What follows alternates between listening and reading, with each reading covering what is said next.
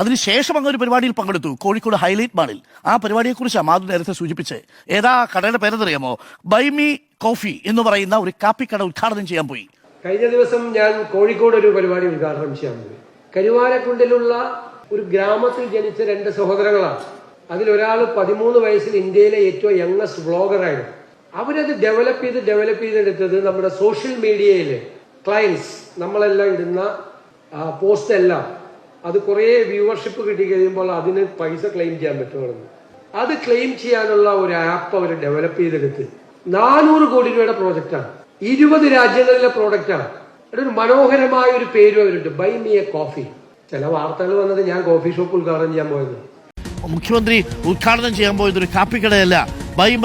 By me A coffee എന്നുള്ളത് ഒരു കോഫിയല്ല എന്ന് പറയുന്നുണ്ട്. ശരിയാണ്.